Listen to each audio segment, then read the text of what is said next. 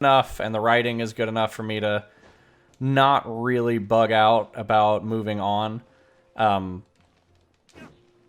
The moves are pretty. The character design is really good.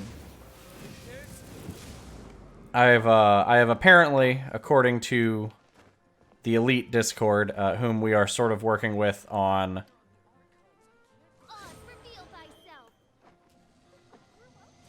this game. Sorry, I love that. The lightning crow is like the coolest thing. His name's Oz, by the way. So, you run around, you have a map, you have quests that you can do that are either character-based or there's stuff out in the wild you can do. Little dungeons you can repeat, little boss fights you can sort of do over and over. There's stuff to find. It's got a little bit of a collector bite to it with the... oh god, what are they called?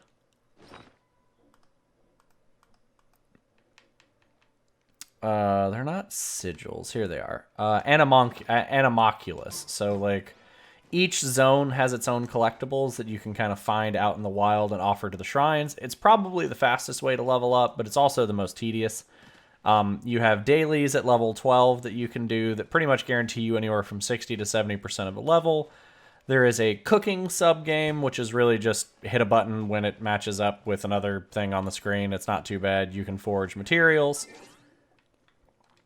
Your party is made up of 4 people. Every character, with a couple of exceptions, are elementally based. So you kind of want to keep that in mind for the most part. The sound design for the game, I'll actually turn it up here. I play with it turned down most of the time.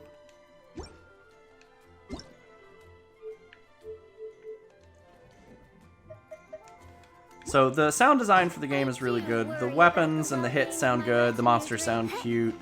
The soundtrack is actually pretty good. So going into gameplay. So there are 7 elements in the game. I think there are only 5 that you can play. So right now I have 2 fire, 3 lightning. I guess... what does she fall under?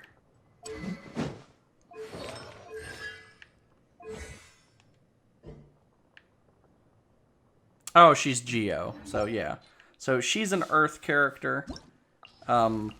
You've got water, you've got ice, you've got wind, who is the main character. You pick either a female lead or a male lead. They don't really talk a whole lot except in FMVs. You can go ahead and yell at me for my polls. Apparently, I have committed a war crime, according to some of the YouTube followers. So, the gameplay is sort of as such. You have your dailies, you sort of go on these little missions to go get things. They're all over the map. You can do different things from dungeons to little raid bosses to, like, resource dungeons, kind of like you would expect in a gacha. You can teleport pretty much all the way across the map as long as you've unlocked these little blue things. Either the very large ones or the very small ones. The combat has each element affects an enemy. So, like, if I were to shoot somebody with her electric arrow, and then I would immediately hit them with a fire attack, you get something, it's like overload. So it sort of burns a little bit of their defensive power. Same thing if you add ice and then fire, ice and then electric, water then fire, etc., etc., etc. All elements have like a two-hit application. Let me see if I can find something to hit real quick and kind of give you an idea. The game really is very pretty. It's definitely pushing the line for what people are kind of capable of doing in a gacha, because I don't know too many people's cell phones that run this. I'm on the PC client, so that's sort of my takeaway for the most part. I'm just going to one-shot these guys, and it's not going to do anything.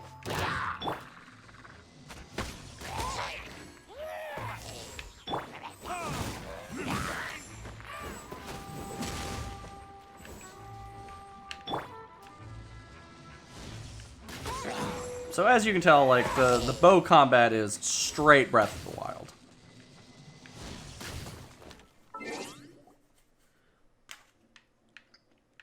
So there are a couple of resources in this game. So there are limited banners, which you need the intertwined fate for. There are regular banners, which you need the acquaint bait for. Pulling gets you either masterless star glitter or masterless star dust. You also have animo sigils and geo sigils, among a couple of other elements that you can turn in. You get keys to specific dungeons. You get resin that can refresh certain treasure chests for events. There are cooking ingredients. There's so much stuff. You've got a relic system where all of these have sets. So there's like Berserker, Adventurer, Instructor, Martial Artist, Resolution of Sojourner. There's a lot of those. Lucky Dog, Traveling Doctor, etc. And all of these have like 2-piece and 4-piece, and they're usually pretty good. But there's also a rarity to these. So like, they can go up to 5-star, and you still have to upgrade them, and you need, obviously more. So it's kind of crazy. The weapon system is a little less annoying, but it is definitely kind of a pain in the ass, just because there are so many tiers of weapons.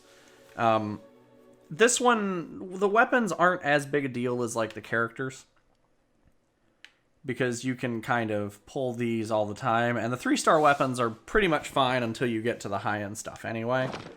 The big thing, I'll show you the gacha screen. So 2 of these are done with the limited banner currency, and 1 of them is done with a regular banner currency. My big gripe is that there are 2 currencies. I think that's a little silly.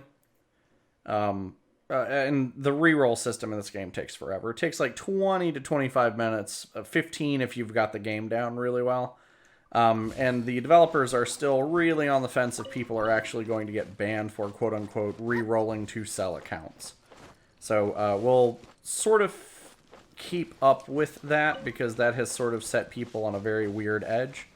The rates in the game are absolutely atrocious. I got insanely lucky and got a 5-star on my first run, but there are tons of people that are reporting not getting them within 3 or 4 or 5 rerolls. So these just shows you the rate ups. You're talking a 0.6% chance of pulling, which is pretty atrocious, all things considered. They do have sort of a pretty decent in-game balance, though. You can see what you've pulled, on what date, so you've got like an idea of what your stuff looks like specifically. I don't know. Like, I'm cautious about their gacha system because it just feels like it's sort of tacked on separately. Like, they don't know how to make an actual video game, so they have to add a paid system to it. Like, if they had taken out the gacha system, added all the characters to the game, and made everybody pay $20 for it, this would be an actual legit release. Like, I get that video games aren't necessarily... Like, regular console players and gacha gamers tend to be slightly different crowds, but there's enough benefit of exploration and combat and figuring stuff out that I feel like it's depthy enough for pretty much everybody. Like, look at this game. This game's gorgeous. She's got an eye patch on. You know how crazy that is? Also, bird! Look at Oz. Look at that little boy. So cool. And that's the basic run over of the game. That's all the systems. You have an adventurer's handbook that you can complete little things in. It also tells you your daily commissions, your specialty dungeons, and any bosses and what they might drop in the area.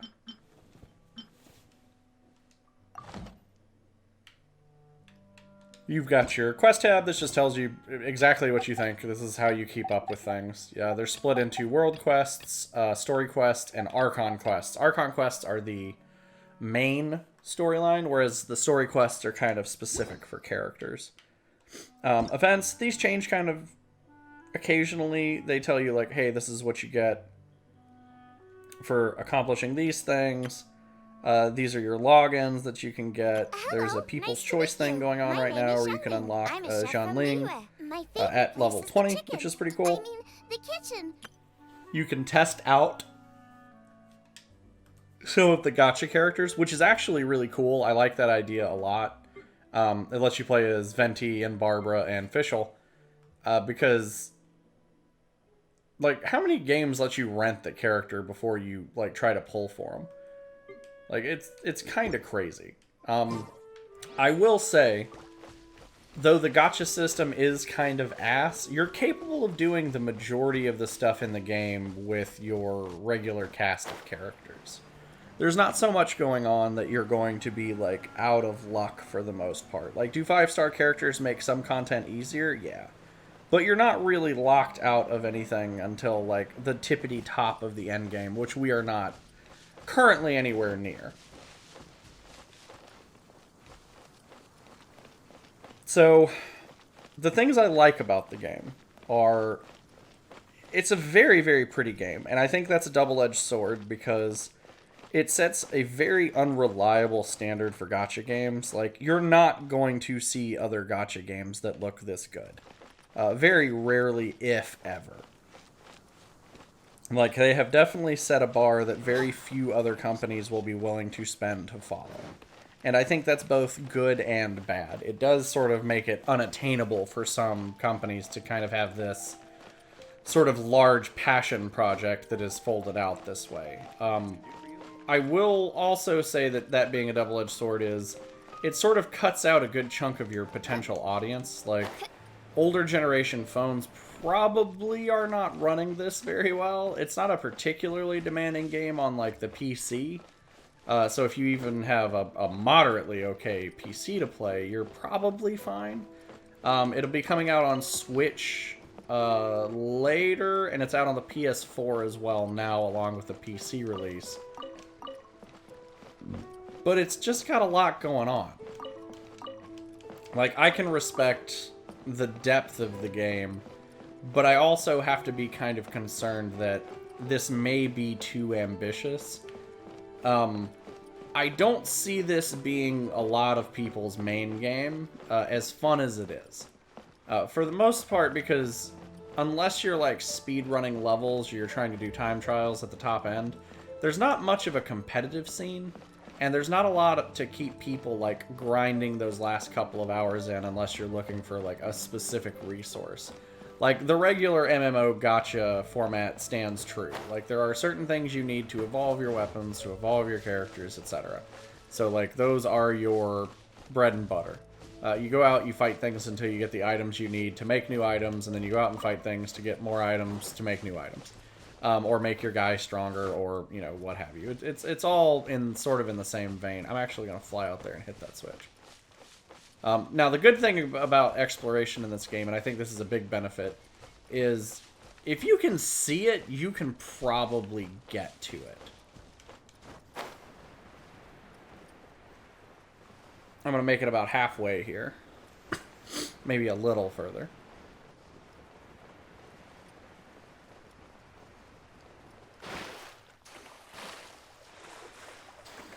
Oh, we gotta get up. Alright, what is he? Water? Yeah. By royal decree.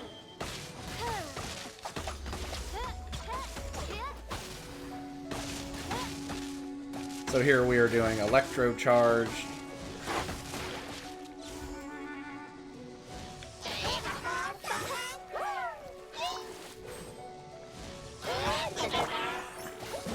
Oh no, I'm in a bubble! On PC, you can control this with the mouse and keyboard, or you can do a controller, which I think is a huge benefit to the game. Playing with a controller just feels a little better. But going back a little bit, because that did sort of jump me. The exploration in the game is pretty satisfying. Like, getting out there and finding, like, a treasure chest you never thought you would see, or anything of, like, that kind of that specific kind of vein is really cool. Because there's not a lot. Like, I'm flying up on one of these animalculi just to, you know, accidentally get it, which is pretty sweet. There we go. And it's kind of twofold. Like, the game is ambitious in a sense that there's a lot going on. It is a massive game, and some people are going to feel very overcome by sort of the massive amount of, like, moving and maneuvering and getting around that they have to do in this game. Because, like, it's a lot. There's a ton to do in this game. Is that necessarily a bad thing? No, but I think the strong points in the game may get lost in some of the blasé of the game, I guess is what I should describe it as. We're hitting the edge of the map where I can't go yet, so I have to turn around. Other things I like about the game, the combat's pretty simple. It's not, like, particularly overdone or anything. It's very easy to get a hang of. Obviously, this changes the higher level characters you get. And it's not just particularly difficult to keep up with. Like, it's very simple. The combat controls aren't overly difficult. And it's pretty easy to learn things. Like, everything has an elemental weakness. Everything is attuned to something, so you just kind of play around its weaknesses and you're fine. Or you hit the right kind of combination to, like, sort of negate its advantage. I haven't done any of the super high content, and co-op is actually a thing, and it's pretty good so far, but it's a little spotty on connection. I think it's first day jitters, so I'm not calling that as a criticism. But you can co-op through dungeons and do, like, world bosses and stuff like that, and that's kind of cool. Oh, no.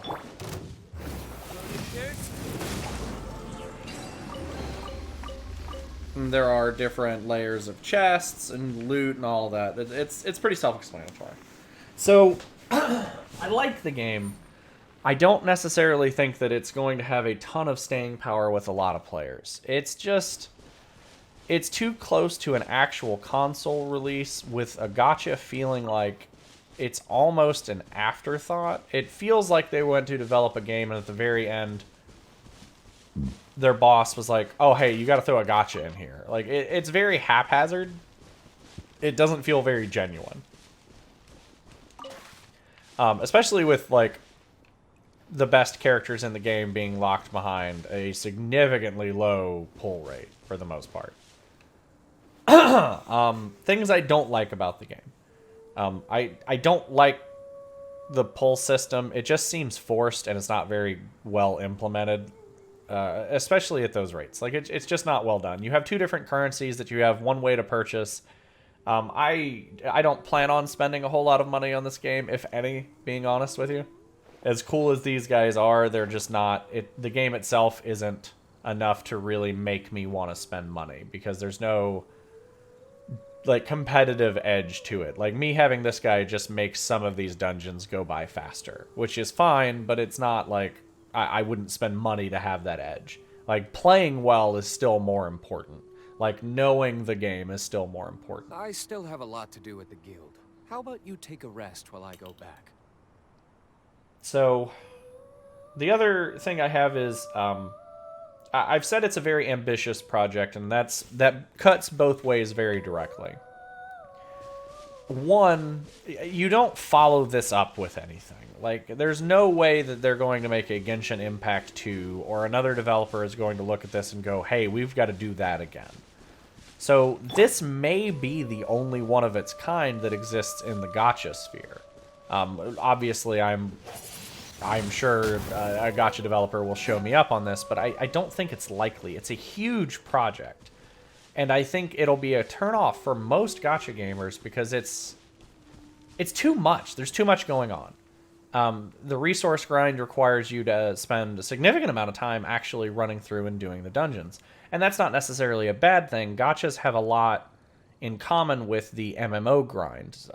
Me and Tachi were talking about that a couple of weeks ago. There's a lot going on that is very, very similar. So while I actually love the game for the risks it takes, I think that the risks are going to end up being non-replicatable. I don't think there's a sequel in this game's future even after. Now, that being said, the game's huge. Like, I've probably put 10, 15 hours into it, and I've really only covered this chunk of the map. And there will be more map eventually, which is interesting, because I would like to see what happens when they max everything out. But for now, we only have like a couple chunks of the game. But, I mean, if you can judge, this little starry space that isn't red is the rest of the game, which is kind of large. Like, walking down from Galesong Hill to Starfell Valley takes, 5 or 10 minutes. Like, it's actual in-game travel time. Like, you can, and that's honestly the benefit of the fast travel system, is just getting to where you need to do your dailies fast and rapidly. So, like, prioritize those first. I like the game. I do. I don't see it being, as much as it was hyped up as, like, the absolute second coming of Jesus in the gacha world, I don't think it has the ability to do that. Mostly because the gacha is very ham-fisted and not very applicable. People pull for waifu, sure, but the performance difference between a tier 2 team and a tier 1 team isn't so much different that you would want to spend money to make the jump, I guess is what I should say. So it definitely feels like they had an opportunity and they've kind of opted for just people to throw money on the fire, as opposed to just, if everybody's paid $15 for this and it was just a full experience that they updated over time, I think it probably would have been a more complete experience as opposed to rotating banners every 20 days. Especially because, like, the currencies are at least semi-generous now. I wouldn't say generous. But there's also launch. So unless there are going to be campaigns and stuff pretty constantly, you're not going to be pulling very often, which I think is the big that's the important part of a gacha game, is you want to pull because that's what gachas are. Like, that's the dopamine button. So I don't necessarily think they have the right mix of ingredients here to make both the gacha and the game successful. I'm sure they're going to make a lot of money, but I don't think it could be as good a product as it could have been if the two had been separated. Like a regular, like, Breath of the Wild type world, open world experience, as opposed to a click adventure kind of gacha or a Dragalia Lost kind of gacha. So that's pretty much it. Like, should you play it? Give it a go. I did not like the controls on the phone, so I would try the PC client or the PS4 to start, and if you have a Switch when it comes out, give it a try, because it's free to download, and it's not that big. It's only 8 to 10 gigs, depending on the executable, so it's not very large, especially for a phone game that is massive, but for a PC game, it is significantly less of a problem. The game is gorgeous. There's so much going on. It's a pretty game. The soundtrack is wonderful. The characters are very well designed. They all have, like, these little character pieces with them that sort of make them stand out. It's very interesting. Give it a go. I think you might like it. I just don't know how much staying power it has. But I'll probably play it. Like, I don't have another side game going, so putting 2 or 3 hours into this a night is probably fine, especially because I'm at my computer anyway. I can sort of do these little missions in between work, so it's not as big a deal. So, give Genshin Impact a try. I've got the Elite channel linked in the comments, because they are also helping us sort of promote the game. They also want people to sort of show up to play co-op with. Like, they're all very excited to play co-op. Yeah, she also, like, diva poses, which is really cool. She'll, like, dance in place and sing. Like, all of the idol animations are actually super cool. So that is, that's pretty much it for me. So keep an eye on it. See if you like it. Give it a try. You may or may not like the mobile version, but try it on PC or PS4 if you have it. I think you may have a couple more opportunities in that direction to actually enjoy it. I wonder when my big sister. She's adorable. But all right, that's me. Like, comment, subscribe. Tell me how you're enjoying the game. Tell me what your thoughts are. What's good, what's bad, the whole nine. All right, talk to you soon.